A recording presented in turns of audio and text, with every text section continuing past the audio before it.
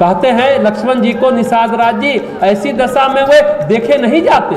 माता पिता, कुटुंबी, पूर्ववासी, पूर्व यानी नगरवासी, प्रजा, मित्र, अच्छे शील स्वभाव के दास और दासियां के बारे में गोस्वामी जी कह रहे हैं। आगे कह रहे हैं, जोग वही जिन नहीं प्राण की नाई, मही सोवत तई राम गोसाई, पिता जनक जग विदित प्रभाव, ससुर सुरेश सखा रघुराम।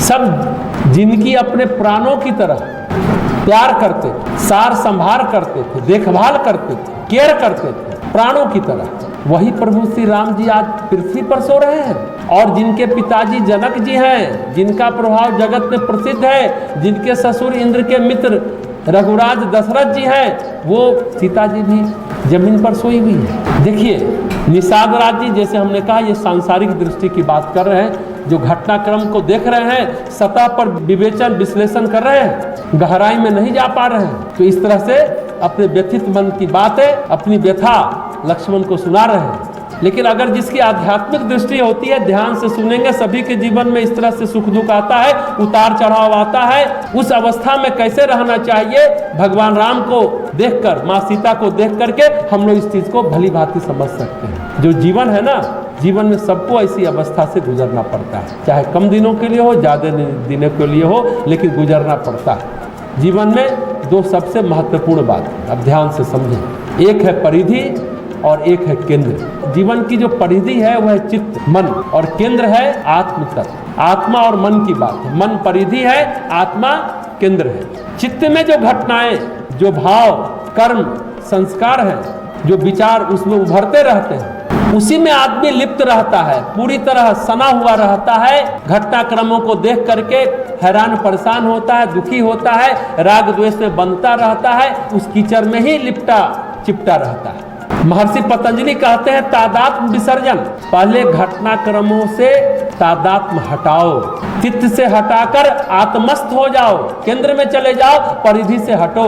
इसलिए जो आत्मस्थ पुरुष होते हैं ना, जो आत्मा में लीन होने वाले पुरुष होते हैं, उनके लिए परिस्थिति के घटनाक्रमों का महत्व नहीं होता।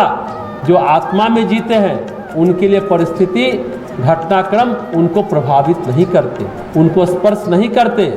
रामकृष्ण आश्रम में एक गिरीश चंद्र घोष थे। वो स्वामी विवेकानंद के लिए कहते थे कि जब माया उन्हें बांधने जाती थी, माया की रस्सी से तुलना कर रहे हैं कि माया जब उन्हें बांधने जाती थी तो स्वामी जी इतने बड़े हो जाते थे कि माया की रस्सी छोटी हो जाती, उनको माया स्पर्श नहीं करती। माया का स्पर्श क्या है? माया का स्पर्श है आसक्ति, आपका लगाव, आपका मोह। इंसान की परिस्थितियां बदलती रहती हैं, लेकिन मन में ईश्वर तत्व है। हम अगर आत्म तत्व पर विचार करना सीख गए हैं, आत्मा में अवस्थित और स्थित रहना सीख गए हैं, पतंजलि के शब्दों में दृष्टा अपने स्वरूप में स्थित हो जाता है, तो इंसान विचलित या दुखी या पीड़ा का अनुभव नहीं करता, हताश निराश अवसाद में नहीं जाता।